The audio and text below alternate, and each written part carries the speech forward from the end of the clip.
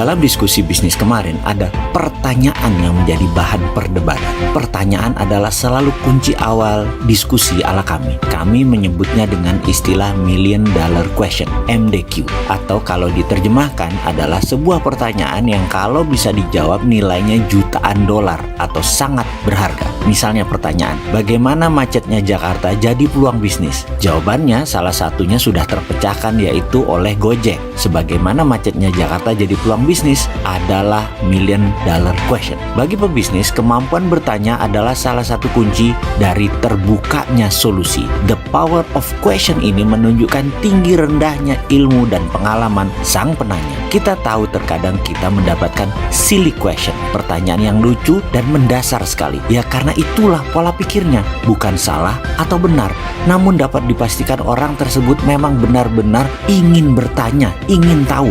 Bagus kan? Kembali ke pertanyaan. Kekuatan pertanyaan yang tertinggi adalah MDQ, Million Dollar Question. Pertanyaan kemarin dengan 5 doktor ekonomi yang berseberangan ilmunya adalah pertanyaan yang iseng. Yang saya bertanya adalah, apakah bisa menyelesaikan masalah hutang negara Indonesia dengan mencetak rupiah out of thin air? Maka jawaban para pakar ilmu mainstream kita semua tahu. Nanti inflasi, nanti depresiasi, dan berbagai macam istilah keuangan versi mainstream lainnya muncul yang semuanya berkonotasi negatif, merugikan. Bagi sekelompok manusia anti mainstream yang mengatakan makroekonomi itu beda dengan keuangan rumah tangga atau korporasi yang neracanya harus balance kiri dan kanan. Kalau makroekonomi, sisi kanan aset, sisi kiri ketidakterhinggaan. Jadi nggak usah balance. Inflasi itu imaginary figure.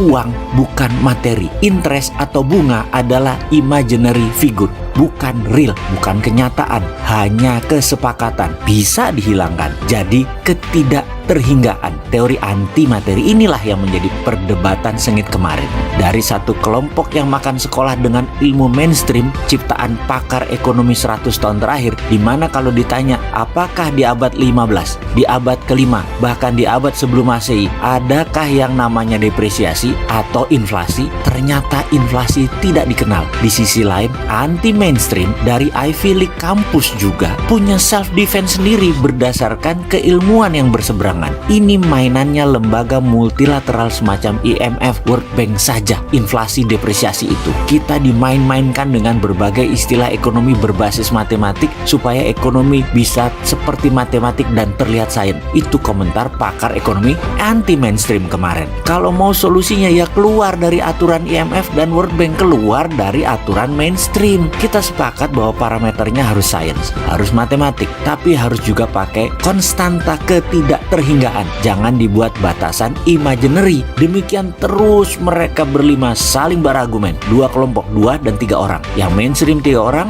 anti mainstream 2 orang. Itu kalimat diskusi perdebatan tingkat dewa yang tinggi bagi saya kemarin. Saya nggak sampai keilmuannya. Karena itu saya hanya diam dan mencatat seperti kebiasaan saya. Gini deh, kata salah satu penganut anti mainstream pendukung MMT. Kalau pendapatan kamu 1 juta, lalu membeli kopi harganya 5.000, pasti kamu anggap wajar. Ketika harga kopi naik 2 kali lipat jadi 10.000, apakah kopi itu mahal kalau pendapatan kamu jadi 5 juta? Kalau GDP Indonesia 1.000 triliun dengan harga rupiah 14.000 sedolar, apakah masalah kalau harga rupiah sedolar jadi 20.000 tapi GDP nasional jadi 5.000 triliun, di mana semua penduduk naik GDP-nya per kapitanya 5 kali lipat? Ini yang membuat kami semua terdiam, dan yang pro mainstream sedang cari ilmu lagi untuk mengcounternya. Pokoknya harus tidak boleh bisa memprint money itu, harus inflasi, harus seperti kata IMF, harus seperti kata guru di kampus. Pokoknya harus sesuai dengan ilmu sekolahan dulu. Kalau saya nyeruput teh chamomile daun serai hangat.